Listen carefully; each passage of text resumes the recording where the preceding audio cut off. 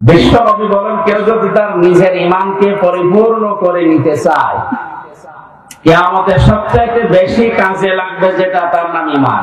তার নাম কি? আমাদের ঈমানকে যদি আমরা কমপ্লিট করে পুরোপুরি করে আল্লাহর কাছে যেতে চাই, 4টা কাজ দুনিয়ায় করা লাগবে। কয়টা কাজ? আপনি মেলান তো, আপনি ঈমান পরিপূর্ণ করার জন্য এই 4টা কাজ করছেন কিনা? عن أبي أمامة رضي الله تعالى عنه قال قال النبي صلى الله عليه وسلم ما أحب لله وأبغض لله ومنع لله وأطاع لله فقد استكمل الإيمان। দুইটা হাদিস আছে, বুখারী শরীফ ইবনে মাজাহ শরীফ। আমি কথা ঘন্টা খানিক বলবো, শিক্ষামূলক কথা, যেহেতু একটু চিন্তা ভাবনা নিয়ে শুনবে। আর যেটা শুনবেন ওই মুহূর্ত থেকে যেন বাস্তব জীবনে প্র্যাকটিক্যাল লাইফে আমল করতে পারি, এই নিয়ত করে শুনবেন। এইটাই যদি রাজি থাকেন তাহলে হাত তোলেন, লিল্লাহি তাকবীর। অনেকে হাত তোলেনি, ঠিক আছে, অসুবিধা নেই। না মানলে আমি আর কি করব? বলি হাত তোলেন, রব্বিকুম ফামান শাআ ফালিউমিন ওয়া মান শাআ ফালিয়াকফুর। এভাবে আপনি হক কথাগুলো বলেন, যার ইচ্ছা হয় সে মানুষ, যার ইচ্ছা হয় সে কুফর করে। ইন্না আতাদনা লিযালিমিনা নারা, জালেমদের জন্য আমি আগুন তৈরি করে রেখেছি। সুতরাং আমার দায়িত্ব হচ্ছে সঠিক কথাগুলো সঠিকভাবে তুলে ধরা, আর আপনার দায়িত্ব হচ্ছে ওই কথাগুলো নিয়ে বাড়ি যেয়ে চিন্তা ভাবনা করা। লাস্তা আলাইহিম বিমুসাইতির, হে নবী আপনাকে আমি দারোগা পুলিশ করে দুনিয়ায় পাঠানি যে মানুষ পিটিয়ে হেদায়েত করা লাগবে, অত দরকার নেই। আমার যতটুকু দায়িত্ব আছে আমি পৌঁছিয়ে দেব। সেই কুষ্টিয়া থেকে এসেছি কোরআনের দাওয়াত নিয়ে হেদায়েতমূলক কথা বলতে। আল্লাহ কপালে যদি হেদায়েত দিয়ে থাকেন আপনি ধন্য। আর যদি আপনার মন মানসিকতা কোরআন থেকে হেদায়েত নেওয়ার মতো না থাকে, আল্লাহ জোর করে আপনাকে আল্লাহর ওলি বানাবে, আল্লাহর অত দায় পড়বে। বিশরে হাফি আবুল বাশারের কথা আমি পড়েছি ইতিহাসে। একটা মদ করছি, জেনা ব্যবচার করে বেড়াতে, বন্ধুদের সাথে যাচ্ছিল। হঠাৎ বিসমিল্লাহির রহমানির রহিম লেখা একটা কাগজ পেয়েছে। কাগজটা হাতে নিয়ে বারবার চোমা খায়, শুধু আরবি লেখা। এই কারণে বন্ধুদেরকে ডাক দিয়ে বললেন, যাও তোমরা মদের আড্ডা খানায় যাও, ফার্স্ট কোয়ার্টারে যাও, আজকে আমি আর যাব না। দৌড় দিয়ে বাড়িতে গিয়ে মাকে ডাক দিয়ে বলে, মা দেখেন তো এই কাগজের ভেতরে কার নাম লেখা, আমি তো পড়তে পারি না। বলেছে আরবিতে লেখা। মা কোরআনে কারীম পড়তে পারত, কাগজ হাতে নিয়ে দেখে লেখা বিসমিল্লাহির রহমানির রহিম। 19টা অক্ষর আছে আয়াতের ভেতরে। কোন মানুষ যদি সওয়াবের নিয়তে একবার বিসমিল্লাহ পড়ে, 190টা নাকি আল্লাহর সঙ্গে সঙ্গে লিখে দেন। আমাদের সম্পর্ক বিসমিল্লাহর সাথে। কিসের সাথে? বিসমিল্লাহর বাইরে যদি কারো সম্পর্ক থাকে, আপনি তার সাথে সম্পর্ক রাখলে মরবেন। বাশারের মা চোখের পানি ফেলে দিয়ে ডাক দিয়ে বলে, রব্বুল আলামিন তুমি কি আমার বাশারকে কবুল করেছো নাকি? বলে কোথায় পেলে কাগজ? পথের মাঝে চলতে গিয়ে পেয়েছি। কি লেখা আছে? বাশারের মা বলে, বাবা এর ভেতরে তোমার ওই প্রভুর নাম লেখা আছে, যিনি তোমাকে বানিয়েছে। আল্লাহর 3টা নাম লেখা। বাশার ডাক দিয়ে বলে, মা আমার আল্লাহর নাম, আমার সৃষ্টিকর্তার নাম এখানে লেখা, কোথায় রাখলে সম্মান বাড়বে বলেন তো? মদ খেতে যাওয়া, জেনা করতে যাওয়া যে টাকাগুলো আজকে আমি আর খরচ করিনি, এই টাকা আজকে আমি আর মদ খেতে যাব না। বাজারে গিয়ে মখমলের কাপড় কিনেছে, আল্লাহর এই 3টি নাম করে সুন্দর করে বেঁধেছে, মাথার উপরে রেখে সারাদিন তাকে রেখে সারা রাত পাহারা দিচ্ছে। আল্লাহর নাম কেউ যেন ক্ষতি করতে না পারে। হঠাৎ তার ঘুম এসে গেছে। ঘুমের ভেতরে কে যেন ডাক দিয়ে বলছে, বাশার, পথের মাঝখান থেকে তুলে এনে আমার নামকে যেভাবে সম্মান দিলে, আমিও তোমার নামকে আজকে সাধারণ মানুষের ভেতরে আর না, আমার বিশেষ বিশেষ বান্দাদের সাথে আমার কোরআনে কারিমের আয়াতকে সম্মান দেওয়ার কারণে তোমার নামটা আমার বিশেষ বান্দাদের সাথে লিখে দিলাম।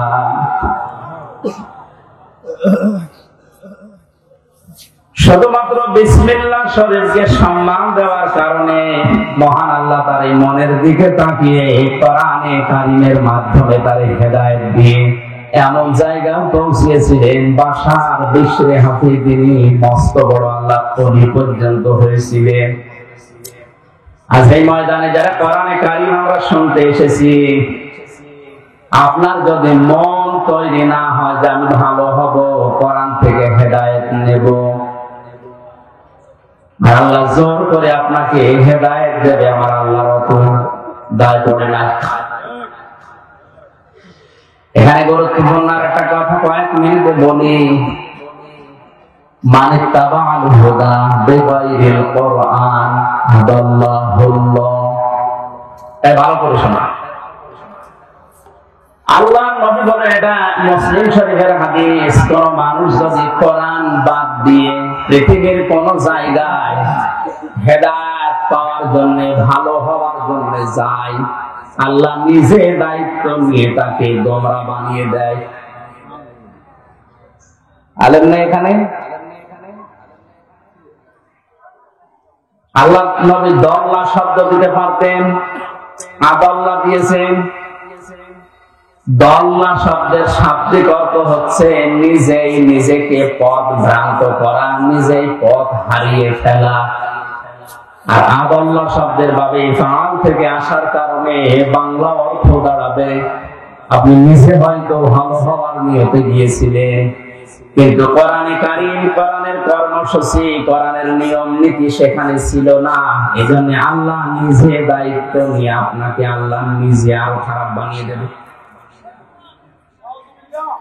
এই হাদিস থেকে বাস্তব যেটা আমার এই চোখে ধরা পড়ছে, কোরআনে কারীম যেই দলে নেই, কোরআনে কারীম যেই দরবারে নেই, কোরআনে কারীম যেই পীরের কাছে নেই, ওখানে যদি কেউ ভালো হওয়ার নিয়তেও যায়, আল্লাহ নিজে তাকে খারাপ বানাবে। এই জন্য আদাল্লাহ শব্দ আছে। হেদায়েত দেওয়ার একচ্ছত্র মালিকানা নবীজির। কার? বলেন বলেন। তিনি যদি বলেন যে আমি তোকে নিজে গোমরা করে দেব, পথ ভ্রান্ত করে দেব, পথ ভ্রষ্ট করে দেব, কক্সবাজারবাসী বলেন কে আপনাকে হেদায়েত দিয়ে জান্নাতের পথ দেখাবে? বসা আল্লাহ। আপনি কোন জগতে আছেন ভালো করে শুনতে বলছি।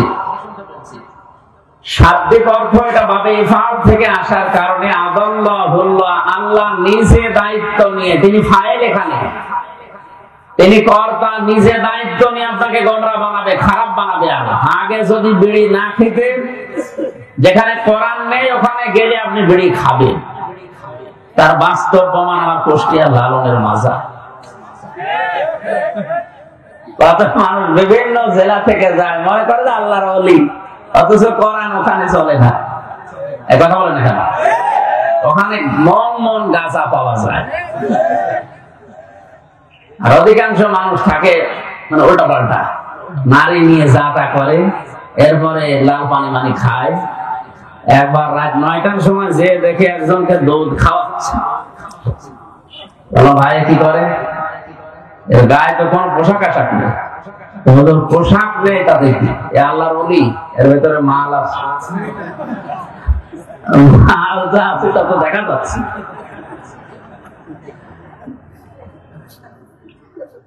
এর ভেতরে যদি কোনো মাল থাকে, এ মাল তো সবাই আছে, এ মাল সবাই নেই, ও মাল দেখার দরকার। নতুন কোন মাল যদি থাকে ওইটা দেখা।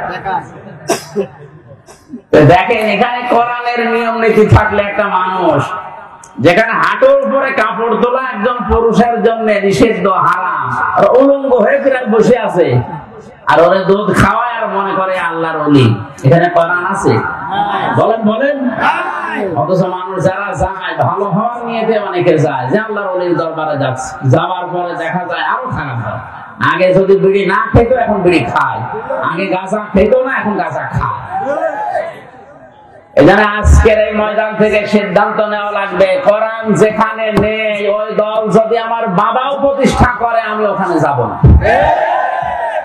যে দরবারে কোরআন চলে না ও দরবার যদি আমার বাবার দরবার হয় তারপর আমি যাব না। যদি যাই আমাকে খারাপ বানিয়ে দেবে কে? এ দোষ কার?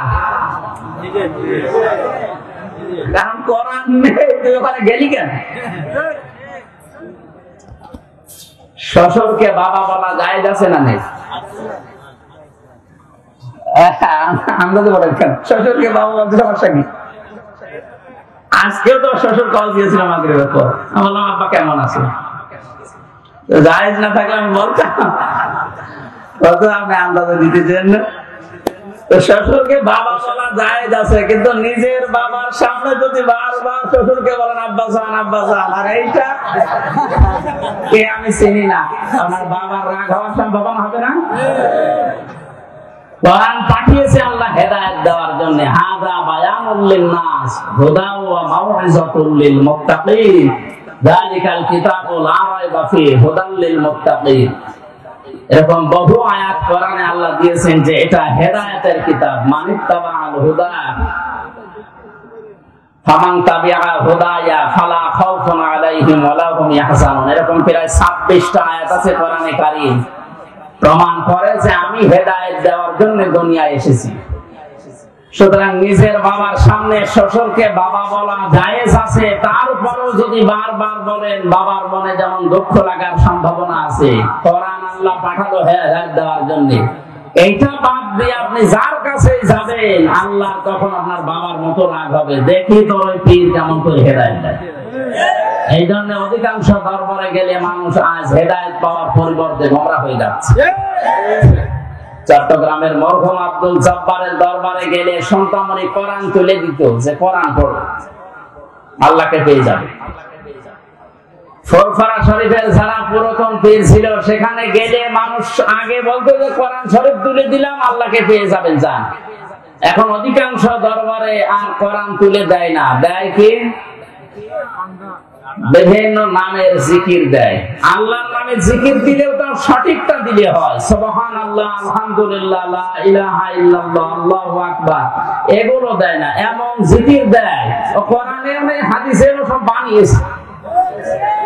এই হু হু বলে জিকির আছে, সব চিটার। এই দরবার টিকিয়ে রাখার জন্য নতুন নতুন করে একটা জিকির আবিষ্কার করে। এই ব্রাহ্মণবাড়িয়ার এই লাইনে কিছু মানুষ আছে এবং আর একটা জিকির আরম্ভ করেছে, এর নাম নাই নিতে পারলাম না, কি জিকির শুরু করেছে দেখেন। সূরা আরাফের 181 নম্বর আয়াতটা বলছি বাড়িতে, যারা এই সমস্ত জায়গায় যান একটু মিলানি আয়াত। ওয়ালিল্লাহিল আসমাউল হুসনা ফাদউহু বিহা ওয়াদারুল লাযিনা ইউলহিদুনা ফি আসমাই সায়ুজজাউনা মা কানু ইয়ামালুন। জোরে বলেন আল্লাহু আকবার। আল্লাহ পাক বলেন আমার অনেক সুন্দর সুন্দর নাম আছে, যে নামে পারো আমি আল্লাহকে ডাকো। আপনি ইয়া রহমান বলে ডাক দেন, অসুবিধা নেই। ইয়া খালেক বলে ডাক দেন, অসুবিধা নেই। কিন্তু সাবধান, আমি আল্লাহর নামকে উলট পালট করে ইলহাদ করে আমার নামকে পরিবর্ধন করে কাট ছাট করে তোমরা ডেকো না। কে বলছেন বলেন তো? আল্লাহর এই ওয়াজ শোনার পরেও যদি কেউ হো হো আলী বাবা, শাহ আলী বাবা, বিভিন্ন বাবার নামে নিজে আরো গোমরা করে দিচ্ছে। সুতরাং সিদ্ধান্ত যদি নিতে পারেন যে আজকের তাফসীর থেকে যেটা শুনবো আমি মেনে নেব, তাহলে কোরআন আপনাকে পথ দেখাতে পারে। সে ক্ষমতা কোরআনের আছে না? কোরআনের ক্ষমতা নেই? আর যদি আপনার এরকম সিদ্ধান্ত হয় যা শুনি এক কান দিয়ে শুনবো আর এক কান দিয়ে বের করে দেবো, কিয়ামত পর্যন্ত এখানে ওয়াজ হলেও আপনার কিছু হবে না। এরকম ওয়াজ শোনার জন্য এসেছে না? আমরা ঈমানকে যেহেতু পরিপূর্ণ করে নিতে চাই, কয়টা কথা বলেছিলাম? জবান খুলে বলেন কয়টা? খুব ভালো করে মিলান। আপনার ঈমান আসলে পরিপূর্ণ হচ্ছে না, আর ঈমান ধ্বংস হয়ে যাচ্ছে। আল্লাহর নবী বলেন, মান আহাব্বা লিল্লাহ, কেউ যদি তার ঈমানকে পরিপূর্ণ করে নিতে চায়, সে যাকে ভালোবাসবে সেটা যেন আল্লাহর জন্য বাসে, দুনিয়ার কোন স্বার্থ পাওয়ার জন্য না, দুনিয়ায় কোন নামের জন্য না, ভাইরাল হওয়ার জন্য না। সে শুধু ভালোবাসবে কাউকে, কার জন্য? আমাদের আজ এইটা কিন্তু দিন দিন কমে যাচ্ছে। আমরা আল্লাহর জন্য কাউকে ভালোবাসতে পারছি না। কাউকে যদি কেউ ঘৃণা করে, কাউকে যদি কেউ ছেড়ে দিতে চায়, সে যেন অবশ্যই আল্লাহর জন্য ছেড়ে দেয়।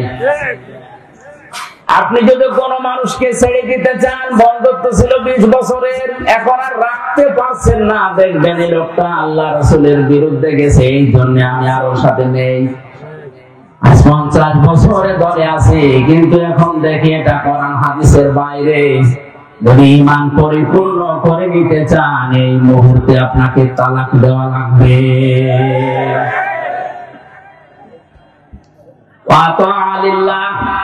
কাউকে কিছু যদি দেন, দান করেন, হাদিয়াও দেন, এটা শুধু আল্লাহর জন্য দেওয়া লাগবে। আজ আমরা অনেক কিছু দিতেছি, দান করছি, কিন্তু সব দলীয়করণ এই লাইনে চলে গেছি। আমি যে ঈমান পরিপূর্ণ করে নেওয়ার জন্য আল্লাহর জন্য দেব, এই মন মানসিকতা আমাদের নষ্ট হয়ে যাচ্ছে। অমানা আলিল্লাহ, আপনি যদি নিষেধ করেন কাউকে দিতে, কাউকে দেবেন না, এটাও হওয়া লাগবে শুধুমাত্র আল্লাহর জন্য। নবীজি বলেন, কথাগুলো যদিও ছোট ছোট, এই 4টা কথা যাদের মগজ আছে মাথায়, তাম দুনিয়া দেখবেন এর ভেতরে লুকিয়ে আছে। আমার তো মনে হয় এই 4টা কথাই নবীজি যা জানাতে চেয়েছেন, আমার যতদিন হায়াত আল্লাহ দিয়েছেন, আমি এই 4টা পয়েন্টের উপরে যদি কথা বলি, আমার জীবন শেষ হয়ে যাবে। সব এর ভেতরে আছে। আপনি কাউকে ভালোবাসবেন আল্লাহর জন্য, কাউকে ঘৃণা করবেন আল্লাহর জন্য, কাউকে দান করবেন আল্লাহর জন্য, দান করা থেকে বিরত থাকবেন আল্লাহর জন্য, তবে দুনিয়া থাকে কি? এই 4টা গুণ যদি কেউ অর্জন করে, নবীজি বলেন ফাকাদ ইসতাকমালাল ঈমান। এই আরবি গ্রামার যারা জানে, ফা ব্যবহার হয় 19টা অর্থে। কয়টা? এর 13 নাম্বার কায়দাতে আছে, বালাগাত মান থেকে দেখবেন। এই ফা ব্যবহার করার নিয়ম হচ্ছে, আগের যে বর্ণনা নবীজি করছিলেন বা আপনি করছিলেন, এই কথাগুলো যদি কেউ মেনে নেয়, তাহলে পরের কথায় ফা দিয়ে গ্যারান্টি দেওয়া হচ্ছে। এরপরে আবার পদ আছে, পদ মানে নিশ্চয়, অবশ্যই। নবীজি বলেন ফাকাদ ইসতাকমালাল ঈমান। এই 4টি গুণ যদি কেউ দুনিয়ায় অর্জন করে, ও যেন ওর ঈমানকে পরিপূর্ণ করে নিল। জোরে বলেন আল্লাহু আকবার। আমি সহ যারা শুনলাম, এখন থেকে এই হাদিসটার উপরে যেন আমল করতে পারি, নবীজি আল্লাহ তাওফীক দিন। জোরে বলেন আমিন। সূরা মুলক থেকে 2টা আয়াত পড়েছি। জবান খুলে তাফসীর শোনার নিয়তে, শয়তান যদি আশপাশে থাকে যেন চলে যায়। বলেন আউযু বিল্লাহি মিনাশ শাইতানির রাজীম। বিসমিল্লাহির রহমানির রহিম।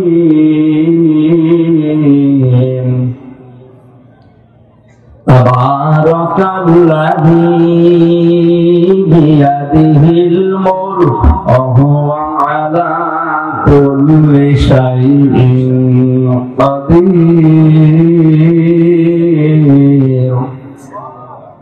আল্লাযী খালাকাল মাউতা ওয়াল হায়াতা লিয়াবলুয়াকুম আইয়ুকুম আহসানু আমালা ওয়া হুয়াল আজিজুল গফুর।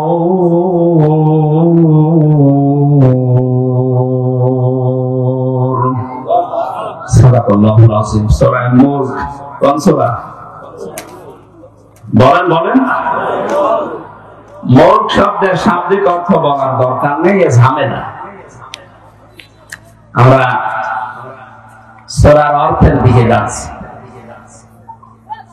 তাবারাকা বরকতময় আল্লাযী, ওই সত্তা, বিয়াদিহিল মুলক, যার হাতে ক্ষমতা। এই আয়াত পড়লে এই সূরাটার ভেতরে 30টা আয়াত আছে। কয়টা?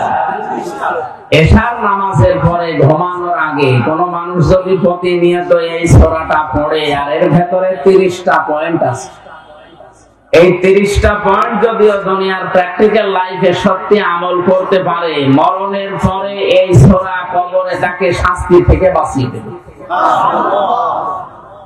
এমনকি কিয়ামতের ময়দানে সূরায়ে মুলক আল্লাহর সামনে দাঁড়িয়ে ঝগড়া পর্যন্ত করবে রব্বুল আলামিন।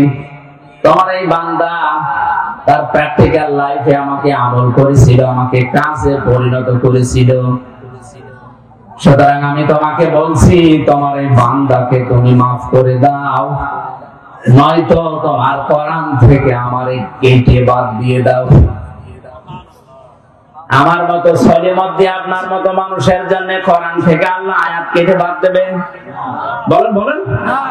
শেষ পর্যন্ত আল্লাহ আমাকে আপনাকে যারা আয়াতটা এখন থেকে আমল করবেন, শেষ পর্যন্ত নবীজি বলেন আল্লাহ তাদেরকে মাফ করে দেবে। কি আছে এই সূরার ভেতরে? যেহেতু 30টা আয়াত আমরা 2টা পড়েছি, অন্তত 2টা পর্যন্ত দেখি কি আছে। বরকতশালী, করুণাময় ওই আল্লাহ যার হাতে রাজত্ব, ক্ষমতা। এটা যদি কেউ বিশ্বাস করে সে জীবনেও এ কথা আর বলতে পারবে না ক্ষমতার উৎস জনগণ। তাকে কথা বলা লাগবে, মুখেও বলা লাগবে, বিশ্বাসও করা লাগবে ক্ষমতা একচ্ছত্র মালিকানা আল্লাহর। তাবারাকা শব্দ দিয়ে আল্লাহ আয়াত শুরু করলেন কেন? যতগুলো তাফসীর আমি দেখেছি, মুফাসসিরিন ইকরাম জানিয়েছে যত রকমের দোষ দুনিয়ার মানুষ আল্লাহকে দিতে পারে, সব দোষ থেকে, সব আয়াত থেকে আমার আল্লাহ নিজেকে আগেই মুক্ত ঘোষণা করছেন। পৃথিবীর অনেকে আল্লাহর নামে দোষ দিয়েছে, আল্লাহর সন্তান আছে, এই জন্য আল্লাহ তাদেরকে কাফের ঘোষণা দিয়েছে, ওরা তারা খ্রিস্টান। অনেকে আল্লাহর স্ত্রী আছে, আল্লাহর পুত্র আছে, কথা বলার কারণে আল্লাহ তাদেরকেও কাফের বলে ঘোষণা দিয়েছে, তারা ইহুদি। আজ মুসলমান নামধারী অনেকের ভেতরে এই ধারণা বদ্ধমূল হয়ে আছে। ইহুদি খ্রিস্টানরা সরাসরি আল্লাহকে সন্তান, স্ত্রী আছে এই দোষ দেয়। নামধারী মুসলমানেরা হয়তো আল্লাহর সন্তান আছে, স্ত্রী আছে এই কথা বলি না, কিন্তু বলি আল্লাহর সাথে আমার বাবাও আছে। কবরে যে লোকটা শুয়ে আছে এর উপরে এত বেশি বিশ্বাস করে মানুষ, মনে হয় আল্লাহ ওর থেকে অনুমতি নিয়ে তারপরে কোনো কাজ করবে। যে সমস্ত বিষয়ে মানুষ আল্লাহর সাথে শিরিক করতে পারে, তাকে দোষ দিতে পারে, সব রকমের অক্ষমতা, দুর্বলতা, সব রকমের দোষ থেকে, আয়ের থেকে আমার আল্লাহ নিজেকে মুক্ত ঘোষণা দেওয়ার পরে এমন একটা শব্দ দিয়েছেন, বিয়াদিহিল মুলক, আমি আল্লাহর কুদরতি হাতে দুনিয়ার সব ক্ষমতা। ওয়া আলা কুল্লি শাইইন কাদির, সব কিছুর উপরে আমি আল্লাহরই ক্ষমতা চলে। আপনার 3.5 হাত বডি, এইটার উপরও আপনার ক্ষমতা চলে না। আপনার নাক আপনার কথা শোনে না, আপনার এই হাতও আপনার কথা মতো চলে না। বলেন কেমন করে পায়খানায় যান? যে যদি বলেন আমি কিন্তু এই দেশের মন্ত্রী, কোন দুর্গন্ধ যেন আমার নাকে না আসে, নাক বলবে বেটা যদি বাঁচতে চাস আগে আমার চেপে ধর। নাক আপনার কথা শোনে না। আপনার শরীরের অঙ্গ প্রত্যঙ্গ গুলোই তো শুনছে না। এমনকি কিয়ামতের ওই কঠিন ময়দানে এই অঙ্গ প্রত্যঙ্গ যারা আল্লাহর আইনের বিরুদ্ধে ব্যবহার করেছে, এগুলো তাদের বিরুদ্ধে সাক্ষ্য হয়ে দাঁড়াবে। জোরে বলেন নাউজুবিল্লাহ। আল্লাহ রাব্বুল আলামিন বলেন আলিয়াউমা নাখতিমু আলা আফওয়াহিহিম ওয়া তুকাল্লিমুনা আইদিহিম ওয়া তাশহাদু আরজুলুহুম বিমা কানু ইয়াকসিবুন। সূরা ইয়াসিনের 5 নম্বর আয়াতে আছে কিয়ামতের দিন আল্লাহ মানুষের মুখের উপরে মোহর লাগিয়ে দেবে, সেলাই করে দেবে। হাত আল্লাহর সাথে কথা বলবে। আইদিহিম দিয়ে আল্লাহ শুধুমাত্র এই হাত বোঝাননি, হাত মানে বিভিন্ন রকমের হাত দুনিয়ায় মানুষের চলতে গেলে থাকে। কত রকমের হাত দুনিয়াতে আপনি ব্যবহার করেন। কেউ এই হাত ব্যবহার করছে, কেউ টাকা পয়সার হাত ব্যবহার করে, কেউ ক্ষমতার হাত ব্যবহার করে। দুনিয়ায় যে হাত ব্যবহার করে আপনি আল্লাহর বিরুদ্ধে, মানবতার বিরুদ্ধে অবস্থান নিয়েছিলেন, কিয়ামতের দিন ওই হাতগুলো আপনাকে আল্লাহর বিরুদ্ধে সাক্ষী দেওয়ার জন্য, আপনার বিরুদ্ধে আল্লাহর কাছে সাক্ষী দেওয়ার জন্য দাঁড়াবে।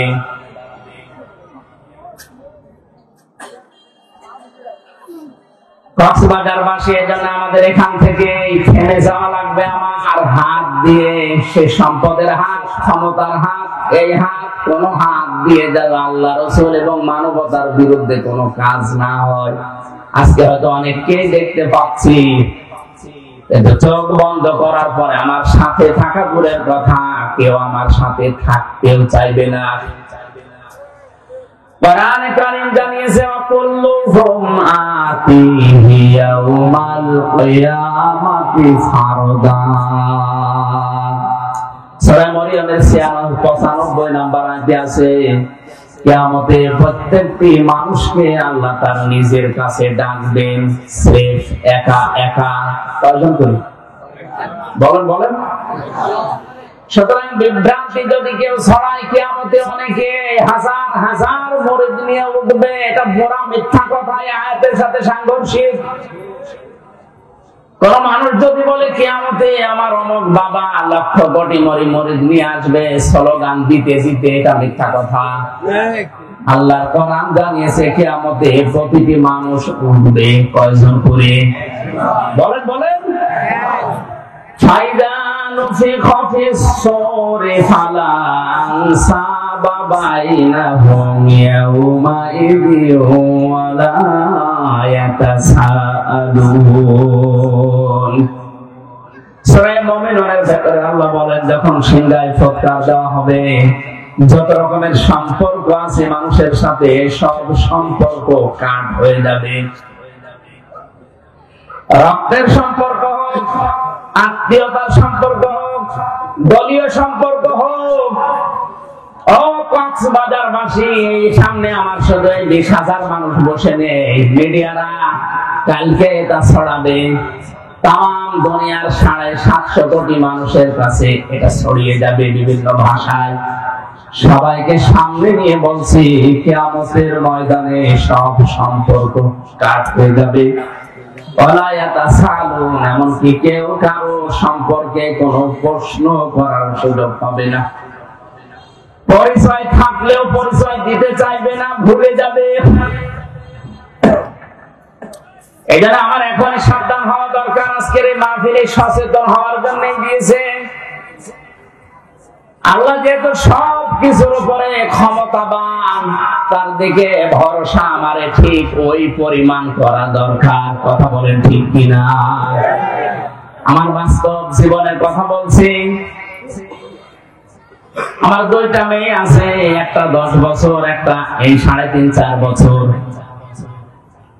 বড়টাকে আমি উপরের দিকে ভাবে ছুড়ে মারলেও কানাকাটি করে, আর ছোটটারে উপরে তুললে ও যত উপরে তুলতে চায় তত আরো হাসে। বড়টা জানে যে আমার বাবা যদি উপরে আমার ছুড়ে মারে আমার ধরতে পারবে না, পড়ে গেলে আমার লাগবে, আমার ব্যথা লাগবে। আর ছোটটার ভেতরে এখনো পর্যন্ত বুঝ আসেনি, ওরে যত উপরে ছুড়ে মারি তত হাসে, কারণ ওর বিশ্বাস আছে আমার উপরে আমার বাবা যত উপরে মারুক না কেন নিচে হাত পেতে রাখবে।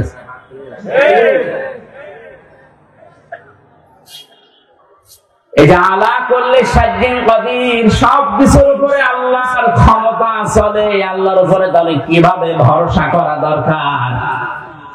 আমার মেয়ে ফারিহা জান্নাতের মতো ভরসা আমার উপরে যেভাবে করে, ওই ভরসা এখন আমাদের আল্লাহর উপরে নেই। আল্লাহ রাব্বুল আলামিন তখন তার ক্ষমতার কথা, ভরসার কথা, দোষ ত্রুটির মুক্তির কথা বলছিলেন। এই যে বিয়াদিহিল মুলকের ভেতরে লক্ষ লক্ষ কথা তাফসীরে আছে। হঠাৎ করে আল্লাহ আলোচনার ধরন পাল্টিয়ে ফেললেন। তার ক্ষমতার কথা, নির্দোষের কথা, পবিত্রর কথা, এগুলো বলতে বলতে আল্লাহ সব পাল্টিয়ে আলোচনার ধরন পাল্টিয়ে দিয়ে বললেন, এবার মানুষের জীবন এবং মৃত্যু সংক্রান্ত ভয়ঙ্কর দুইটা তথ্য আল্লাহ দিয়েছেন। জবান খুলে বলেন, আল্লাযী খালাকাল মাউতা ওয়াল হায়াতা লিয়াবলুয়াকুম আইয়ুকুম আহসানু আমালা ওয়াল আজিজুল গফুর। আজকে নতুন একটা তথ্য আয়াত থেকে আপনাদেরকে শোনাবো শেষের দিকে, তো তাফসীর শেষ হোক। আল্লাহ রাব্বুল আলামিন হঠাৎ আলোচনার ধরন পাল্টিয়ে এবার বলতে আরম্ভ করেছেন, আল্লাযী খালাকাল মাউতা, তিনি কিন্তু ওই আল্লাহ যিনি দোষত্রুটি থেকে মুক্ত, যার হাতে ক্ষমতা, যার সব ক্ষমতার মালিক যিনি, তিনি তোমাদের মউত আর হায়াত সৃষ্টি করেছেন। আমাদের মউত আর হায়াত বানিয়েছেন কে? আয়াতের সর্বপ্রথম শব্দ কিন্তু আল মাউতা, মাউত দিয়ে। দ্বিতীয় নম্বরের শব্দ আল হায়াতা, আল্লাহ আগে হায়াত না বানিয়ে মউত আগে বানিয়েছেন। মুফাসসিরিন ইকরাম লিখেছেন, দুনিয়ার মানুষ এই কথা মনে প্রাণে 100% বিশ্বাস করো যে তুমি আর যাই করো না কেন মরা লাগবে। পৃথিবীতে বহু নাস্তিকের জীবনী আমি পড়েছি, সালমান রুশদি সহ ডক্টর আহমেদ শরীফ, কত নাস্তিক যারা আল্লাহকে পর্যন্ত বিশ্বাস করেনি, কিন্তু এই কথা তারা বিশ্বাস করে বলতে বাধ্য হয়েছে যে মরা লাগবে। কি করা লাগবে? 6665টা আয়াত পর্যন্ত অনেকে অস্বীকার করেছে, এখনো করছে, ভবিষ্যতেও করতে পারে। একটা মাত্র আয়াত কেউ অস্বীকার করেনি, করতেও পারবে না কিয়ামত পর্যন্ত। কুল্লু নাফসিন যায়িকাতুল মাউত সুম্মা ইলাইনা তুরজাউন। আল্লাহ পাক বলেন, অবশ্যই সবাইকে মরা লাগবে, ফিরে আসা লাগবে আমি আল্লাহর কাছে। কার কাছে? মাউতা শব্দ আল্লাহ দিয়েছেন। তাফসীরে আমি মাউতের ধরন পেয়েছি, মানুষের মরণের যন্ত্রণা পেয়েছি প্রায় 10 রকম। মরণের পরে অধিকাংশ মানুষের এই আকৃতি আর থাকবে না। কোরআন জানিয়েছে, ইয়ারাফুল মুজরিমুনা বিসিমাহুম ফায়ুখাযু বিন নাওয়াসি ওয়াল আকদাম। জবান খুলে কোরআনের আয়াত বলেন, ফাবিআই আলা'i রাব্বিকুমা তুকাদ্দিবান। কিয়ামতের ময়দানে পাপিষ্ঠদেরকে আমি আল্লাহ জিজ্ঞাসা করব না, ও হামজা এই কাজ করেছিলে না। দুনিয়ার মানুষ আমরা দেখি আদালতে, এই 3টা বছর আমি জেলখানায় ছিলাম, যতবার আদালতে গেছি সাক্ষী নেয়, এমনকি আমাকেও বিচারক জিজ্ঞাসা করে আপনার নামে এই অভিযোগ আপনি করেছেন কিনা। আমি নিজে যেহেতু জানি না, উকিল যারা দাঁড়ায় তাদের কথাও শুনে বিশ্বাস পায় না, শেষ পর্যন্ত আমারে জিজ্ঞাসা করে আপনি এই অপরাধ করেছেন কিনা। আল্লাহ পাক বলেন, মানুষের এই বিচার ব্যবস্থা আমি আল্লাহর বিচার সম্পূর্ণ আলাদা। যেহেতু বিচারক ওই জায়গায় ছিল না, ওর অতীত বর্তমান ভবিষ্যৎ কিছু জানা নেই, এই জন্য জিজ্ঞাসা করি না এটা করেছেন কিনা। আমি আল্লাহর সব জানা আছে, এই জন্য কাউকে তার পাপের কথা আমি জিজ্ঞাসা করব না, ওর শরীরের ভেতরে ওই চিহ্ন ফুটিয়ে তুলবো। তাফসীরে 10 প্রকার মানুষের নাম আমি পেয়েছি। অনেক মানুষ মরণের পরেই তার চেহারা পাল্টিয়ে কুকুরের মতো হয়ে যাবে। আপনি যত সুন্দর করে কাফন দাফন দিয়ে উপরে ফুলের পাহাড় লাগিয়ে দেন, ভেতরে আল্লাহ তার আকৃতি কুকুর বানিয়ে দিয়েছে। কুকুরের চেহারা হবে কাদের? তাফসীরে আছে, মুফাসসিরিন کرام জানিয়েছেন দুনিয়ায় কুকুরের স্বভাবকে, একটা কুকুরকে আপনি খাবার দেবেন, যা দিয়েছেন, ও যদি মরণ পর্যন্ত খায় তাও শেষ হবে না। পাশেরটা যদি কিছু দেন হামলা দেবে। এই কথা বলছেন। কুকুরের এই চরিত্র, এই স্বভাব আজ বাংলাদেশে অনেকের ভেতরে আছে। নিজের যা সম্পদ আছে, যা উপার্জন করেছে, ও যদি মরণ পর্যন্ত খায় তাও শেষ হবে না। এরপরেও মানুষ একটা হামলা দেয়। এ ধরনের মানুষ দিন দিন কমে যাচ্ছে। 15-20 বছরে আরো বেড়েছে। নিজের যা আছে আমার মনে হয় ওর 14 বংশ কোনদিন শেষ হবে না খেয়ে, এরপরেও পাশেরটায় হামলা দেয়। আল্লাহর কসম, কোরআনে কারিমের সূরা রহমানের এই আয়াত থেকে বলছি, মরণের পরে আপনার আকৃতি থাকবে না। যদি থাকে তাহলে কোরআনের এই আয়াত মিথ্যা হয়ে যাবে। এখন বলেন এখন না, এখানে সমস্যা আছে। এই যে ইউটিউবার যারা আছে, যে ভিডিও করছেন, এই কথাটা মনে হয় কাট করে কালকে ছেড়ে দেবে যে হুজুর কোরআন মিথ্যা হয়ে যাবে, এই কথা বলছি।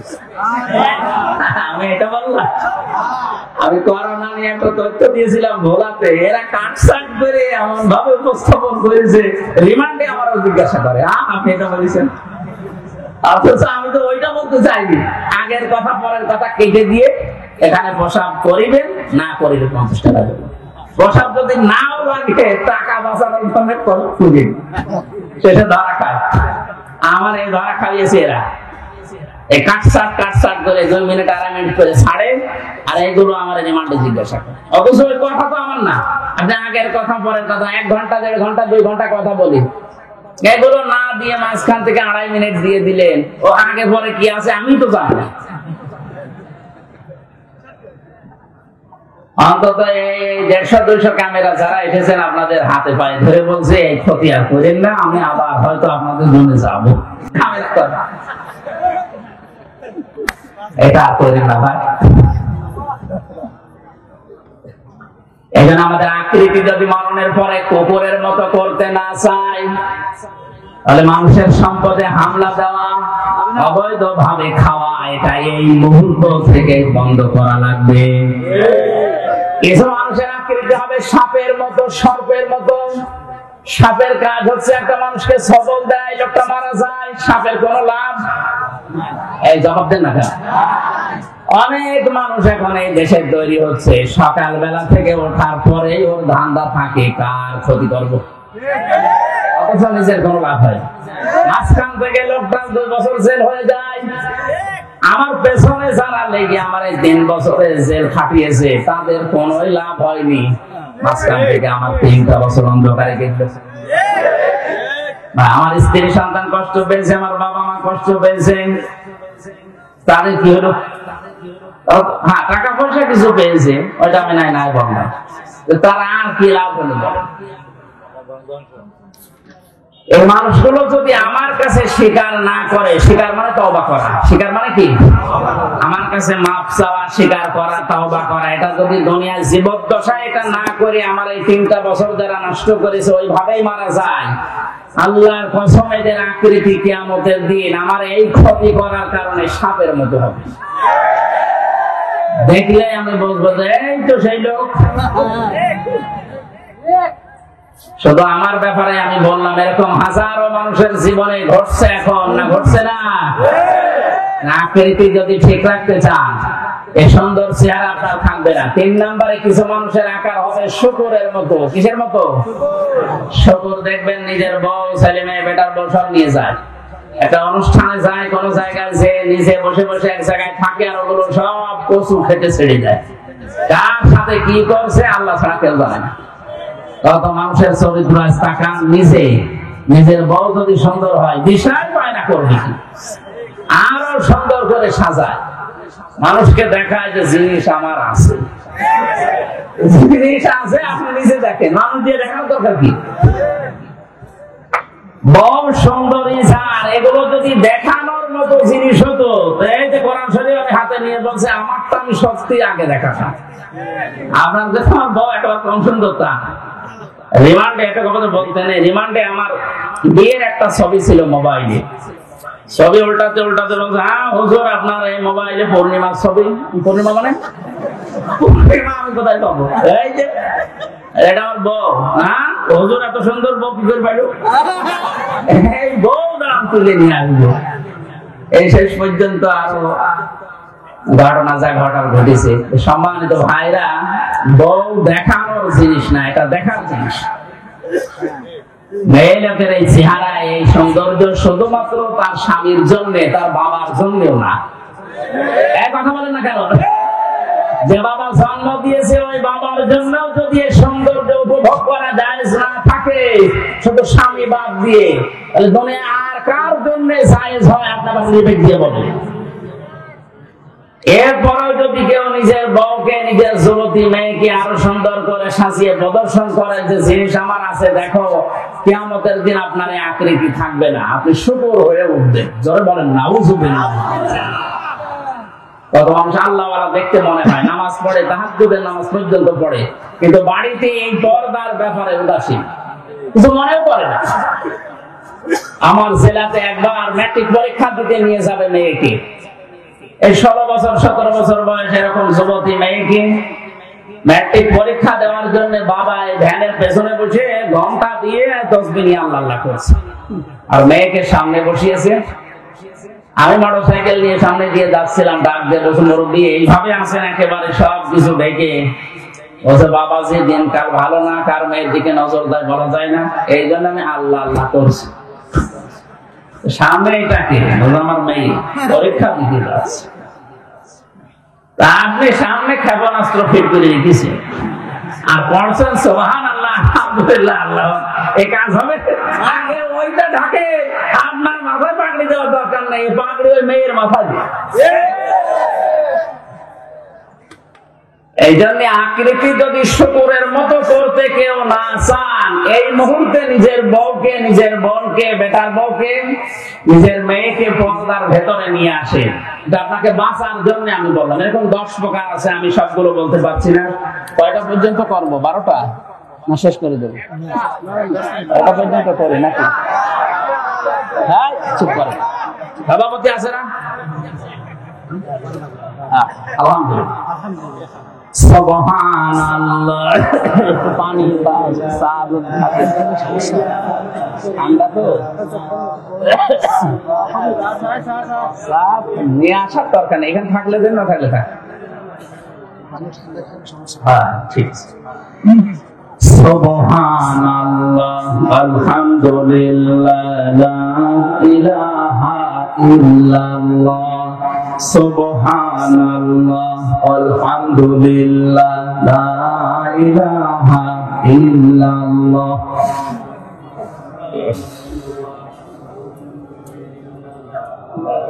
আমি জিকির করতে বললাম নাকি খাজা বাবা বলতে বলছি?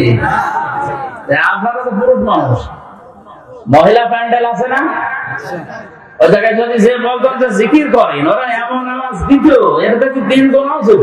আমরা মহিলা প্যান্ডেলের জিকির চট্টগ্রাম বিভাগে বিভিন্ন জায়গায় হয়, এগুলো দেখেছি। জিকির করতে বললাম, আপনারা জায়গায় যা জিকির করছেন, এখানে পুরুষ মানুষ আছে তো? দেখেন তো আগে, দেখেন দেখেন না কেন পুরুষ নেই?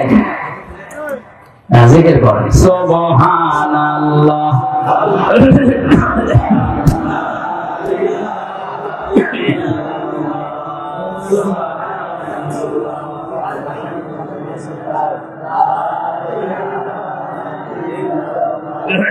সুবহানাল্লাহ আলহামদুলিল্লাহ লা ইলাহা ইল্লাল্লাহ লা ইলাহা ইল্লাল্লাহ মুহাম্মাদুর রাসূলুল্লাহ। আমার ভাইরা একটু খেয়াল করে শোনেন, মাউতা শব্দ দেওয়ার পরে আমার আল্লাহ প্রথম নাম্বারে দিয়েছেন এই জন্যে যাই করেন মরা তো লাগবে। আর মরণের যন্ত্রণা এত তীব্র, এত কঠিন, অজাতে সাকরাতুল মাউতি বিল হক যালিকা মা কুনতা মিনহু তাহিদ। আল্লাহ রাব্বুল আলামিন বলেন, পৃথিবীর সব কিছু তোমার দৃষ্টিতে মিথ্যা হতে পারে, কিন্তু মরণের যন্ত্রণা হক, এটা সত্য। আমরা জানি হযরত ইদ্রিস নবী আলাইহিস সালামের জীবনী পড়েছি, আমি তাফসীরের ভেতরে দেখেছি হযরত ইদ্রিস নবী আলাইহিস সালাম তিনি শখ করে একবার মৃত্যুবরণ করতে চেয়েছিলেন। ডাক দিয়ে বলে রব্বুল আলামিন, আজরাইল ফেরেশতা আমার কাছে এসে, তার সাথে আমার বন্ধুত্ব আছে, কথাবার্তা হয় আমার সাথে, আমি মরতে চাই, তার মানে মরণের যন্ত্রণা কেমন এটা আমি একটু দেখতে চাই। তুমি আজরাইলের সাথে আমার বন্ধুত্ব আরো গাঢ় করে দাও। আল্লাহ রাব্বুল আলামিন কোন বিষয়ে যদি সিদ্ধান্ত নেন, বলেন কোন ফায়াকুন, সঙ্গে সঙ্গে হয়ে যায়। ফেরেশতা আজরাইলের সাথে তার বন্ধুত্ব হয়ে গেল। হাদিসটা যদিও সহিহ দুর্বল, আমি শুধু শিক্ষার জন্য বলছি। ডাক দিয়ে বলে ফেরেশতা, আল্লাহ আপনার সাথে আমার বন্ধুত্ব তৈরি করে দিয়েছে, আমিও বন্ধুত্ব করেছি, কিন্তু এটা টিকিয়ে রাখতে হলে কয়েকটা কথা আপনার শোনা লাগবে বন্ধু হিসাবে। এক নম্বরে, আমি মৃত্যুবরণ করে দেখতে চাই যে মরণের যন্ত্রণা কেমন। ফেরেশতা বলে, রব্বুল আলামিন কার কাছে পাঠিয়েছো বন্ধুত্ব করার জন্য? এটা পুরা ভেজাল, মরে দেখতে চাই কেমন লাগে। আল্লাহ পাক অর্ডার দিলেন, তিনি বললেন হ্যাঁ আমাকে মারবেন, কিন্তু মরণের পরে আবার আমার রূহ ফিরিয়ে দেবেন, আমাকে আবার জীবন দিয়ে দেবেন। তাফসীরে এসেছে তিনি যে শখ করে মৃত্যুবরণ করেছিলেন, কেমন যন্ত্রণা পেয়েছিলেন জানেন? একটা জিন্দা ছাগলকে চামড়া ছিলে লবণ লাগিয়ে দিলে যেমন কষ্ট হয়, ওইরকম কষ্ট পেয়েছিলেন। পৃথিবীর সর্বশ্রেষ্ঠ মানুষ যিনি, আল্লাহর পরে যার স্থান, আমাদের নবী মুহাম্মদ রাসূলুল্লাহ সাল্লাল্লাহু আলাইহি ওয়াসাল্লাম, তিনি মরণের যন্ত্রণা থেকে রেহাই পাননি। বারবার তার শরীর শুকিয়ে যাচ্ছিল, ঘেমে যাচ্ছিল, ঘামগুলো মুছিয়ে দেয় হযরতে ফাতেমা, হযরতে আয়েশা, আবার ঘেমে যান। মরণের যন্ত্রণা যখন শুরু হয়ে গেছে, হযরতে আজরাইল তার দরজায় এসে কড়া নাড়া দিয়েছে। ফাতেমা তো জোহরা দরজায় যাওয়ার পরে দেখলেন বিশাল আকৃতির একজন দাঁড়িয়ে আছে। ভয়ে দৌড় দিয়ে বাবার কাছে আসলেন, ডাক দিয়ে বলে, বাবা এমন একটা মানুষকে দেখলাম, জীবনে ওর আগে আমি দেখি নাই। এর মাথা আকাশের দিকে, পাঁচ জমিনের সাথে এত উঁচা, এত লম্বা। নবীজি চোখের পানি গড়িয়ে পড়লো, ডাক দিয়ে বলে, মা ফাতেমা, এটা দুনিয়ার কেউ না, এটা তোমাকে এসেছে এতিম বানাতে, এটা ফেরেশতা আজরাইল, আসতে দাও। সালাম দেওয়ার পরে ভেতরে প্রবেশ করলেন, ডাক দিয়ে বলে, ইয়া রাসূলুল্লাহ, আল্লাহ পাক আমাকে পাঠিয়েছেন দুইটা খবর পাঠানোর জন্য। আপনি যদি যেতে চান আমি নিয়ে যাব, যদি না যেতে চান আপনি থাকতে পারবেন। নবীজি বললেন, আজরাইল আমি যদি থাকতে চাই কতদিন থাকতে পারবো? ফেরেশতা বলে, হ্যাঁ আপনি যতদিন ইচ্ছা ততদিন থাকতে পারবেন। তারপরে কি? মরা লাগবে।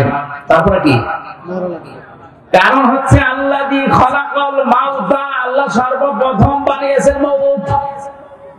আপনি আল্লাহর প্রিয়, আল্লাহর বন্ধু, আল্লাহর দোস্ত, আল্লাহর হাবিব, সব ঠিক আছে, আপনি যতদিন থাকতে ইচ্ছা করেন ততদিন থাকতেও পারবেন, কিন্তু ফাইনাল কথা মরা লাগবে।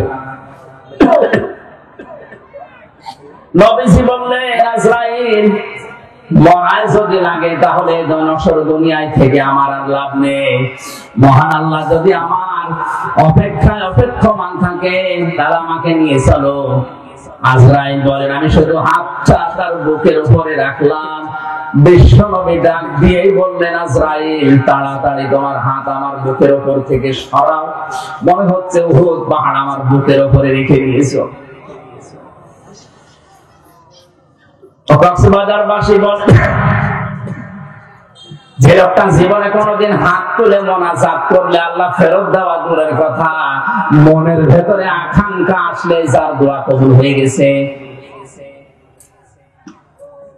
যোহরের নামাজ পড়ছিলেন তিনি বাইতুল মুকাদ্দাসের দিকে, 2 রাকাত নামাজ হওয়ার পরে আকাশের দিকে তাকিয়ে মনের ভেতরে একটা আকাঙ্ক্ষা এসেছে, আল্লাহ 16 থেকে 17 মাস পর্যন্ত আজ এই বাইতুল মুকাদ্দাসের দিকে আমি নামাজ পড়ছি, আমার মনটা খুব বেশি চায় আমি যদি কাবা শরীফের দিকে ঘুরে নামাজ পড়তে পারতাম তাহলে আমার মন আরো তৃপ্ত হয়ে যেত।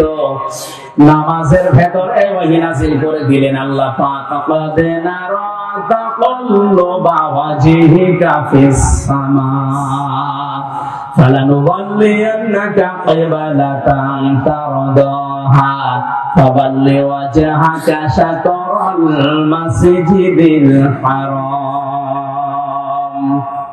হে নবী, আপনি আকাশের দিকে মুখ উত্তোলন করেছিলেন, আমি কিন্তু বুঝতে পেরেছি যে আপনার মনে কি চাই। আপনার মন চাই এই 16-17 মাস নামাজ পড়লেন বাইতুল মুকাদ্দাসের দিকে, কাবার দিকে মন চায় নামাজ পড়তে। যোহরের নামাজের বাকি 2 রাকাত আর মুকাদ্দাসের দিকে পড়া লাগবে না, নামাজের ভেতরে আপনি ঘুরে বাকি রাকাত কাবার দিকে পড়েন। এই জন্য এই মসজিদকে কিবলাতাইন বলা হয়, 2 কিবলার মসজিদ। একই নামাজ আল্লাহর নবী 4 রাকাত পড়েছিলেন, 2 রাকাত বাইতুল মুকাদ্দাসে, 2 রাকাত কাবার দিকে। বলেন যে লোকটা শুধু মনের ভেতরে কামনা বাসনা আসলেই কবুল হয়ে যায়, আকাশের তারকা দেখে চাঁদ দেখে হাত আঙ্গুল দিয়ে ইশারা দিলে 2 টুকরা হয়ে যেত। 5 জমিন থেকে তুললে ওটা সঙ্গে সঙ্গে আরশে চলে যেত, এত বড় পাওয়ার ছিল, সম্মান ছিল যার। এই লোকটার মরণের যন্ত্রণা যদি আজরাইলের হাত রাখার পরে এমন তীব্র হয়, আমাদের কিছুই হবে না।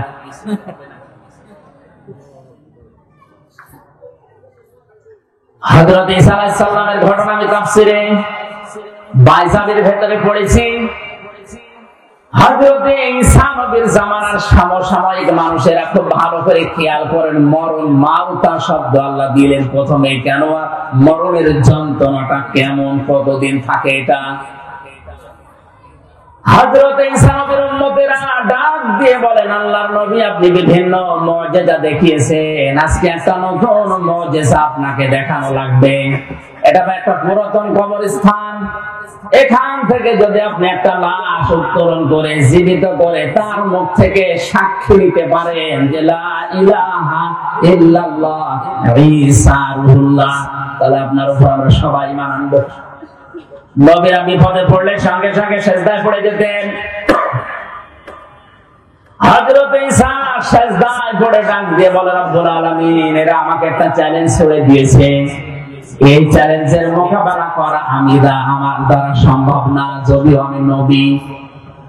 তোমার সাহায্য লাগবে এখন, মেহেরবানি করে এদের হেদায়েত দেওয়ার উসিলায় হলেও তুমি আমাকে সাহায্য করো, পাঠাও। আল্লাহ রাব্বুল আলামিন তাকে ওহী দিলেন, কবরের দিকে আঙ্গুল দিয়ে তিনি বললেন, কুম বিইজনিল্লাহ, হে কবরবাসী, আল্লাহর হুকুমে তুমি জিন্দা হয়ে যাও। সঙ্গে সঙ্গে কবর থেকে একটা মরা মানুষ জিন্দা হয়ে হযরত ঈসা নবীকে সালাম দিয়েছে। সালাম দেওয়ার সঙ্গে সঙ্গে বললেন, হে আল্লাহর নবী ঈসা রুহুল্লাহ, এই সালাম শুধু আমি আমার পক্ষ থেকে না, আমার বাবার পক্ষ থেকে সালাম আপনি গ্রহণ করেন। হযরত ঈসা আশ্চর্য হয়ে বললেন, আল্লাহর বান্দা, কে তুমি, তোমার পরিচয় কি, আর তোমার বাবাই বাপ কে? কবরবাসী ডাক দিয়ে বলেছেন, আল্লাহর নবী ঈসা, আমি আজকের সন্তান না, আজকে থেকে 4500 বছর আগে আমি দুনিয়া থেকে বিদায় নিয়েছি। আমার বাবার নাম হযরতে নূহ আলাইহিস সালাম, আর আমার নাম শাম। আমার বাবা ইন্তেকালের আগে আমাকে জানিয়েছিল মরণের পরে তোমাকে হাজার হাজার বছর পরে আবার একবার জিন্দা হওয়া লাগবে। জামানার নবী হযরতে ঈসার মুজিজার কারণে এটা আল্লাহ আমাকে জানিয়েছে, এটা তোমাকে আমি ওসিয়ত করলাম। তুমি যেহেতু আবার জিন্দা হবে, এক নবী আর এক নবীর ভাই, জন্য আমি নূহর ভাই হযরতে ঈসা, আমার ভাই ঈসা যখন তোমাকে জিন্দা করবে ওই সময় তুমি তাকে আমার সালামটা পৌঁছিয়ে দিও।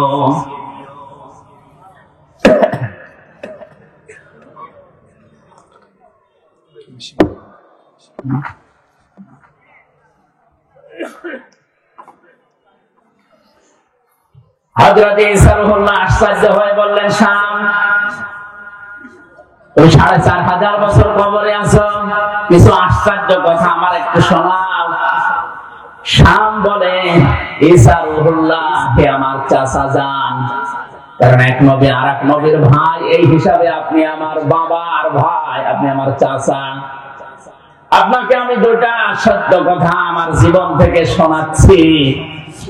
তাফসীরে বাইজানি মুফাসসির লিখেছেন, এক নম্বরে তিনি বলেছিলেন আল্লাহর নবী ঈসা আমার চাচা। মরণের সময় হযরতে আজরাইল যখন আমাকে তাড়া করছিল, আমার রূহটাকে যখন চাপতে চাপতে শেষ পর্যন্ত আঙ্গুলের মাথা দিয়ে বের করছিল, আমি এমন কষ্ট পেয়েছিলাম ওই সময়, যে যন্ত্রণা আমি অনুভব করেছিলাম, যে তীব্র যন্ত্রণা। ৪৫০০ বছর এই কবরে পড়ে আছি, এখন ওই যন্ত্রণা আমার শরীর থেকে যায়নি, এখনো ব্যথা করে।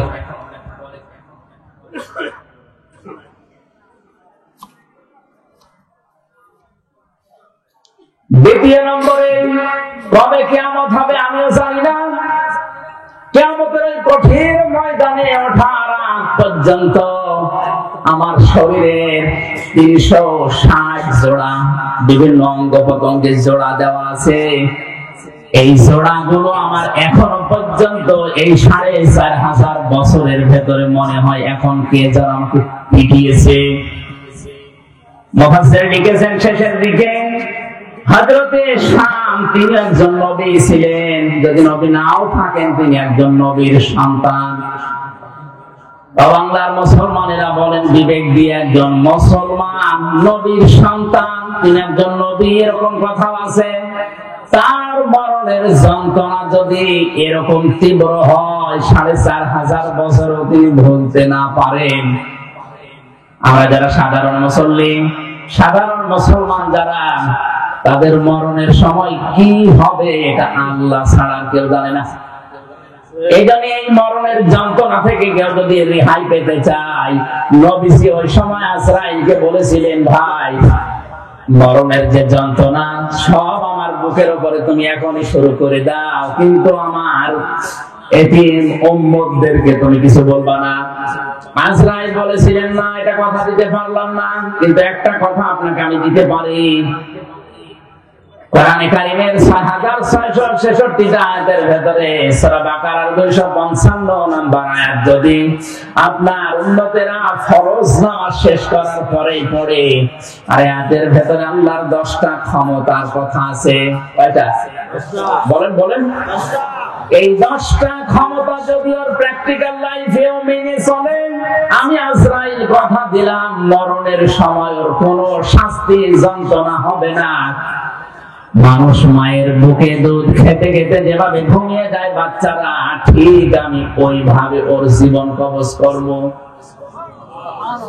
যে যন্ত্রণা থেকে নবীজি পর্যন্ত রেহাই পেলেন না, হযরতে শাম রেহাই পাননি, কেউ এই যন্ত্রণা থেকে বাদ যায়নি। সেখানে যে ফেরেশতা আজরাইল কবজ করবে জান, সেই যদি বলে যে আমি মাফ করে দেব, শাস্তি দেব না, এই আমলটা করলে শুধুমাত্র ফরজ নামাজের পরে আয়াতুল কুরসিতে 10টা ক্ষমতার কথা আল্লাহর আছে, এটা বিশ্বাস করে মনে প্রাণে প্র্যাকটিক্যাল লাইফে দেখাবেন, আর প্রতি 5 ওয়াক্ত নামাজের পরে একবার করে পড়বেন। আমার মনে হয় মরণের যন্ত্রণা থেকে বাঁচার জন্য এই আয়াতটা আমল করার দরকার আমাদের আছে না নেই? আল হায়াত দিয়েছেন আল্লাহ। হায়াত 5 প্রকার। কয় প্রকার? এক নাম্বার হায়াত হচ্ছে আলমে আরওয়াহ, রূহের হায়াত বা রূহের জগৎ। সূরা আরাফের 172 নাম্বার আয়াতে আল্লাহ এই তথ্যগুলো দিয়েছেন যে আরাফের জগতে, আলমে আরওয়াহর জগতে আমাদের সাথে আল্লাহর অঙ্গীকার গুলো কি ছিল, আল্লাহর সাথে আমাদের কথোপকথন কি ছিল। দ্বিতীয় নম্বর হায়াত হচ্ছে হায়াত আলমে বতুন, মায়ের পেটের জগৎ, 6 মাস থেকে 10 মাস 10 দিন পর্যন্ত। এখানে একটা ছোট্ট নিখুঁত তথ্য আছে, আলেমদেরকে বলছে। একটা মানুষ মায়ের পেট থেকে জন্ম নেওয়ার জন্য সর্বনিম্ন সময় লাগে 6 মাস। কয় মাস? বলেন বলেন। এই তথ্য আছে সূরা আহকাফের 12 নম্বর আয়াতে। আল্লাহ রাব্বুল আলামিন বলেন, ওয়াসাইনাল ইনসানা বিওয়ালিদাইহি ইহসানা হামালাতুহু উম্মুহু কুরহা ওয়া ওয়াদাআতুহু কুরহা ওয়া হামলুহু ওয়া ফিসালুহু 30 শাহরা। এই খেয়াল করেন, আপনি খেয়াল করেন বেশি করে। আল্লাহ পাক বলেন, পৃথিবীর যত মানুষ আছে যে ধর্মই পালন করুক না কেন, প্রতিটি মানুষকে আমি আল্লাহ সৃষ্টিকর্তা হিসাবে আদেশ করলাম, নসিহত করলাম, অর্ডার দিলাম, তারা যেন তাদের মা বাবার সাথে ভালো আচরণ করে। এই আচরণ করার দায়িত্ব আল্লাহ দিয়েছেন শুধু মুসলমানদের। বলেন বলেন। যত ধর্মের মানুষ আছে দুনিয়ায়, মানুষ পদবাচ্যে যারা বিবেচিত, এই মানুষের আল্লাহর অর্ডার, সৃষ্টিকর্তার অর্ডার, মা বাবার সাথে ভালো আচরণ করা লাগবে। আপনি যদি দুনিয়ায় রিজিক বাড়াতে চান, আপনার সম্মান বাড়াতে চান, আপনার হায়াত বাড়াতে চান, মা বাবার সাথে ভালো ব্যবহারের কোনো বিকল্প নেই। মা বোন যারা এসেছেন, আপনার স্বামী, আপনি যদি চান সে বেশি দিন বেঁচে থাক, তার সম্মান মর্যাদা দুনিয়ায় আরো বেড়ে যাক, তার রিজিক, তার টাকা পয়সা, তার জমি জায়গা, ব্যাংক ব্যালেন্স, ব্যবসা বাণিজ্য আরো বেশি হোক, তাহলে স্বামীকে বারবার পরামর্শ দেবে, রাতে সবার সময়, স্বামী তুমি আর যাই করো, মা বাবার সাথে আর রক্তের সম্পর্ক যাদের সাথে আছে এইগুলো ঠিক রাখো। অধিকাংশ স্ত্রী আরো এগুলো নষ্ট করে। এখন বলে না কেন? এগুলো যদি নষ্ট করে তাহলে সে কি তার স্বামীর ভালো চায় না অকল্যাণ চায়? ও চাচ্ছে যে আমার স্বামী আরো তাড়াতাড়ি মরে যাক, আমি আর একটা কাজ করবো। ওর সম্মান মর্যাদা দরকার নেই, ওর টাকা পয়সা রিজিক আর দরকার নেই। এটা হাদিস। কোন স্বামীর যদি সম্মান মর্যাদা, তার রিজিক, তার হায়াত বেড়ে যাক, এটা স্ত্রী চায়, সে যেন অবশ্যই অবশ্যই পরামর্শ দেয়। স্বামীকে বলে, স্বামী তুমি যাই করো, মা বাবার সাথে ভালো আচরণ করো। আশা করছি মা বোনেরা আমাদের দিকে তাকিয়ে হলে এটা করবে। যদি না করে বুঝবেন আপনার বউ চায় যে আপনি মরেন। যে স্ত্রীর কারণে আপনি মা বাবার সাথে খারাপ আচরণ করতে বাধ্য হন, আপনার হায়াত কমে যাচ্ছে, আপনার সম্মান মর্যাদা থাকলে আল্লাহ নষ্ট করে দেবে। আমার মূল কথা ছিল, আল্লাহ পাক বলেন, ব্যাখ্যা দিয়েছি এইটা ভালো ব্যবহার করবা, কারণ হচ্ছে তোমার মা তোমাকে কষ্টের পরে কষ্ট সহ্য করে পেটে বহন করেছে। 30 মাস। কয় মাস? 30 মাস বহন করে। বলেন বলেন। ওয়া হামলুহু ওয়া ফিসালুহু 30 শাহরা। এটা মাঝখানে ওয়া আছে। তোমাকে দুধ পান করিয়েছে, পেটে বহন করিয়েছে, সব মিলে 30 মাস। আমরা জানি মানুষকে দুধ পান করানো লাগে মায়ের স্তন থেকে সর্বনিম্ন 2 বছর। কয় বছর? সূরা বাকারার 233 নম্বর আয়াতে আছে এটা। ওয়ালিদাতু ইরদিউনা আওলাদাহুন্না হাওলাইনি কামিলাইনি লিমান আরাদা আইয়ুতিম্মার রাদা। আমি দুনিয়ার বাবাকে, মায়েদেরকে আদেশ করেছি, তোমরা বাবারা যারা আছো, মায়েদের মাধ্যমে সন্তানকে দুধ পান করাবা 2 বছর। কয় বছর? এই দুধ পান করার দায়িত্ব বাবার না মার? এই কি বলেন?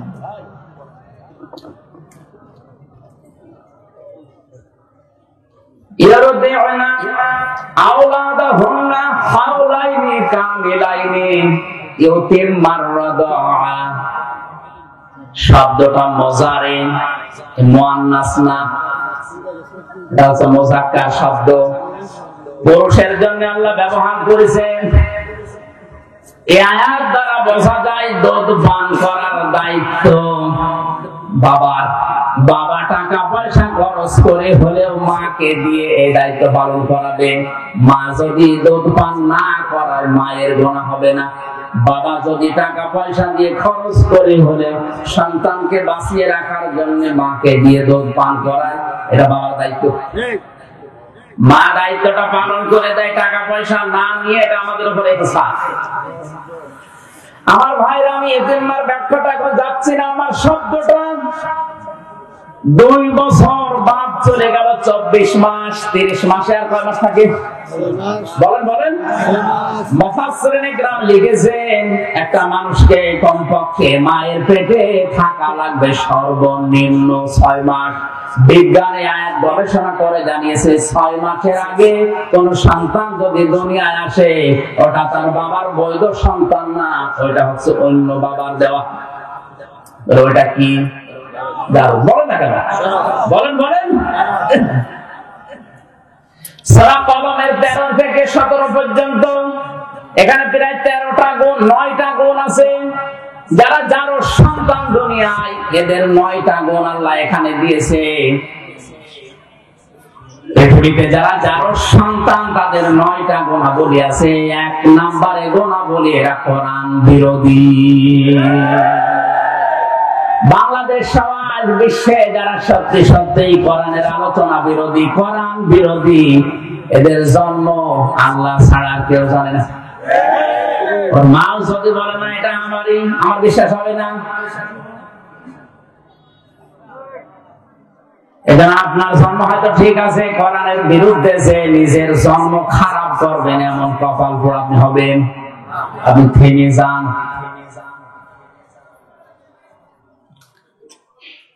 মায়ের পেটের ভেতরে এই জন্য 6 মাস থাকাই লাগবে। এক একটা শব্দে লক্ষ লক্ষ কথা আছে, আমি খুব তাড়াতাড়ি সংক্ষেপ করছি। 3 নম্বরে আলমে দুনিয়া, এই যে জগতে আমরা আছি, 60, 70, 80 বছরের হায়াত। 4 নম্বরে আলমে বারজাখ, কবরের জগৎ। 5 নম্বরে আলমে আখিরাত, আখিরাতের ওই জগৎ। আল্লাহ পাক বলেন, হামাউতার হায়াত বানিয়ে দুনিয়ায় পাঠিয়েছি খেলা করার জন্য না, লিয়াবলুয়াকুম আইয়ুকুম আহসানু আমালা। আমি দেখতে চাই তোমাদের ভেতরে কে ভালো কাজ করে আসতে পারো। আল্লাহ কিন্তু বেশি কাজ চাননি, তিনি চেয়েছেন ভালো কাজ। কি কাজ? এজন্য আমাদের হায়াত আর মওত বানানোর উদ্দেশ্য আল্লাহর, যেহেতু ভালো কাজ আমাদের কাছে চান। ভালো কাজ করার জন্য 4টা শর্ত লাগে।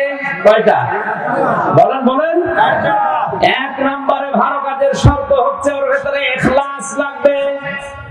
2 নম্বরে নিয়ত করা লাগবে, খাঁটি খালেস নিয়ত হওয়া লাগবে। 3 নম্বরে ধৈর্য থাকা লাগবে।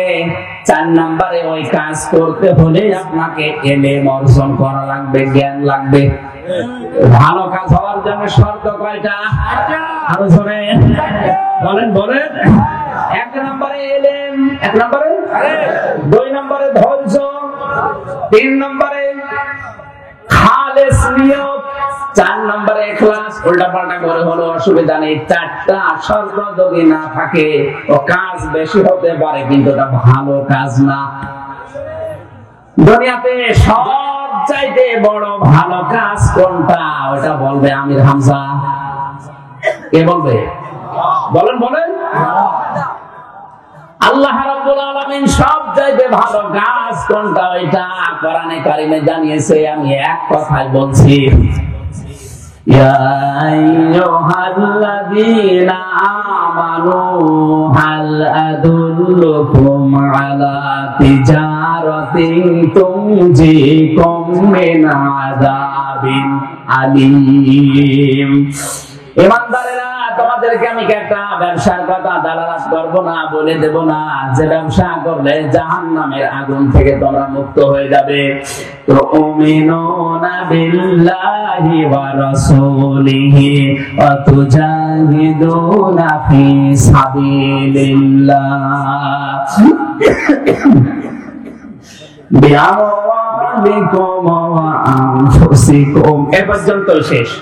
একটু ভালো করে খেয়াল করবেন, ভালো কাজ কোনটা, ওটাকে আমি হামজা বলছে না আল্লাহ বলছে? তোমরা বিশ্বাস করবে আল্লাহর প্রতি, রাসূলের প্রতি, আর এই বিশ্বাসের দাবি অনুযায়ী জান আর মাল দিয়ে আল্লাহর দ্বীনকে জমিনে কায়েম করার জন্য জিহাদ করা লাগবে। এটা ভালো কাজ। কে বলছেন? যালিকুম খায়রুল লাকুম। এইটাই ভালো কাজ। এইটাই বলেন বলেন, এইটাই ভালো কাজ। আল্লাহ রাসূলকে আমরা যারা বিশ্বাস করি, এই দাবি অনুযায়ী জান আর মাল যাদের আছে, আমাদের একটাই টার্গেট হওয়া লাগবে, কি করে আল্লাহর জমিনে আল্লাহর দ্বীন কায়েম হয়। এইটাই ভালো কাজ। ইন কুনতুম তা'লামুন, যদি তোমরা জানো। আল্লাহ পর্যন্ত বলে শেষ করে দেননি। আল্লাহ রাব্বুল আলামিন বলেন হুয়াল আজিজুল গফুর, আমি কিন্তু আজিজ, আমি গফুর। আজিজ কাদের জন্য আর গফুর কাদের জন্য? আজিজ হচ্ছে আমি আল্লাহ তাদের জন্য, যারা এই ভালো কাজটা শোনার পরে দুনিয়ায় করে না, তাদের জন্য আমি শক্তিশালী, আমি মহাশক্তিধর। তারা আমার শক্তি সম্পর্কে জানে না। তাদের রক্তের ভেতরে 5 প্রকার ক্যান্সার আমি আল্লাহ দিতে পারি, যে কোনো এক প্রকার লাগিয়ে দিলে বাহাদুরি শেষ হয়ে যাবে। আমি কি 2 নম্বরে আমি গফুর। আমি কাদের জন্য গফুর?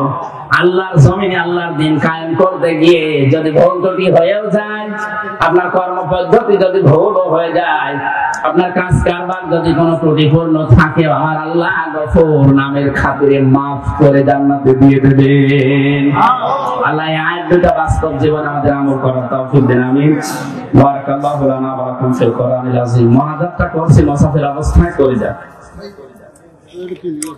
সভাপতি সাহেব সালাম দেবেন আপনাদেরকে, একটু বসেন। একটু সালাম দেওয়ার পরে আমি মুনাজাত করে দিছি। 12টা বাজতেছে প্রায়, তাহাজ্জুদের সময়। ক্যামেরা একটু বসেন বসেন, এখানে বলেন, তাড়াতাড়ি বলেন, ঠান্ডা হয়।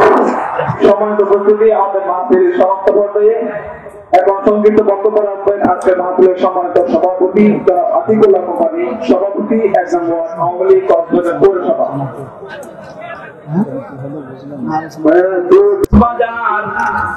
বিশাল মাহফিলের দিকে তুমি একটু নজর দিয়ে দাও। হাজার হাজার বান্দা বান্ধি আমরা এই গভীর রজনী, রাত 12টা বেজে গেছে, তাহাজ্জুদের সময় হাত তুলেছি। মেহেরবানি করে আমাদেরকে একেবারে খালি হাতে ফেরত দিও না। আল্লাহুম্মা লা তারুদ্দানা খায়বিন, আল্লাহুম্মা লা তারুদ্দানা খায়বিন, আল্লাহুম্মা লা তারুদ্দানা খায়বিন। আল্লাহ কিছু না কিছু আমাদেরকে তুমি দান করো। হযরত আদম থেকে যত মানুষ কবরে আছে এদেরকে ক্ষমা করে দাও। আলোচনার সবগুলো তুমি বিশ্ব নবীর রওজায় পৌঁছিয়ে দাও। যত মানুষ আমরা মা বাপ হারিয়েছি, আল্লাহ মা বাপকে মাফ করে দাও। মাহফিলের সম্মানিত সভাপতি জনাব আতিকুল্লাহ, তোমার বান্দা অসুস্থ, তাকে শেফায়ে কামিলা আজেলা দাও। প্রধান অতিথি আমাদের মাননীয় মেয়র মাহবুবুর রহমান চৌধুরী সহ যত অতিথি আজকের এই মাহফিলে, তাদেরকে অমরের মতো বানিয়ে দাও।